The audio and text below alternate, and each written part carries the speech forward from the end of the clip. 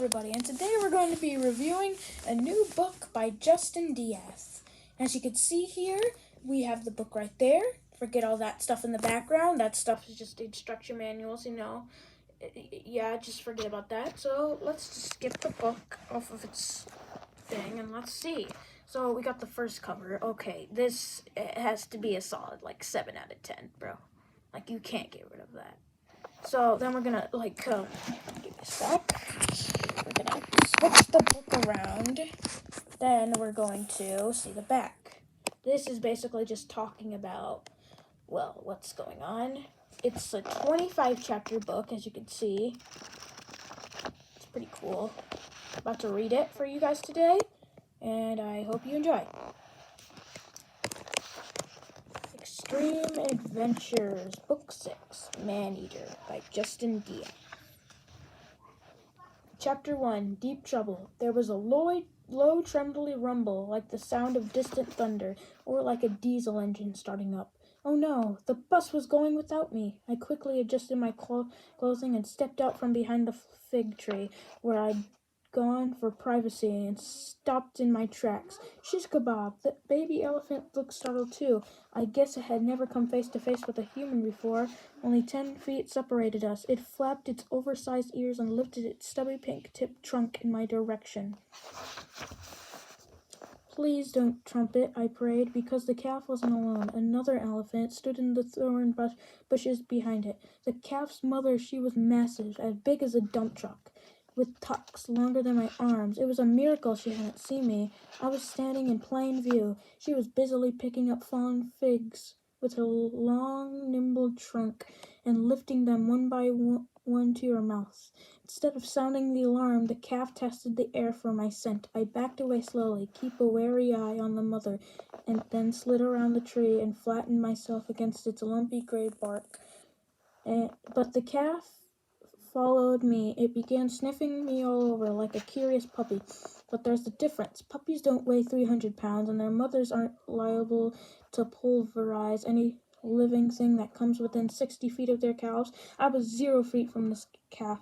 Buzz off, I whispered, pushing its fat little trunk away.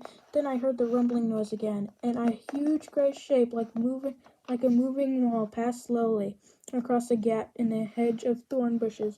More rumbling came from my right. I knew what was causing it. Elephants. Everywhere I looked, I saw patches of wrinkly gray skin through the head-high undergrowth. It didn't seem real. 36 hours ago, I'd been sitting at our kitchen table back home in Australia, writing a speech about saving billies. Now here I was in a remote corner of eastern Africa, surrounded by wild elephants, and one was headbutting me. The calf was only being curious, but I was as big as a Shetland pony, and nearly breaking my ribs, I placed both hands in its broad, leathery forehead and pushed it with all my might. The calf seemed to think it was a game. It leaned against my hand and pushed the other way. That is when I real diesel engine started up.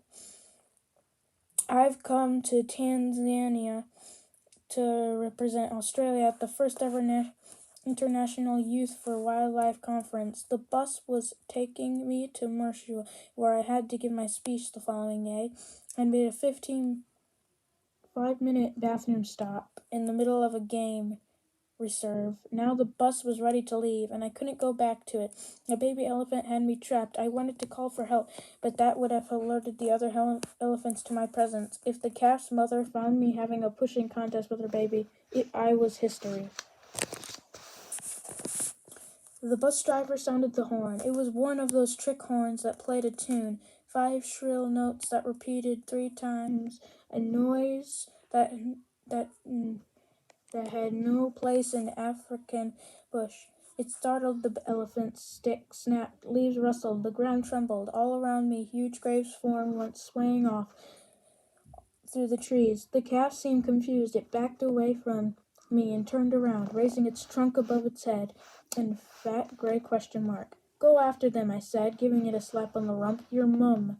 I was about to say your mum went that away when an ear-splitting shriek silenced me. It was louder than the bus musical horn, but unlike the horn, this noise did belonging in the African bush. It was the sound of an elephant trumpeting. My insides turned to jelly. I'd been wrong with the mother elephant. She hadn't run off with the others. She was only 15 feet away, looking directly at me. And she didn't look happy. Not only had she caught me with her baby, but she'd seen me smack it on the backside. I was in deep trouble. So yeah, guys, that was the first chapter of the book.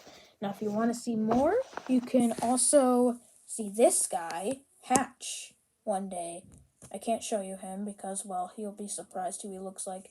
Hello? Hey, I said hide. No. Okay. Well, bye.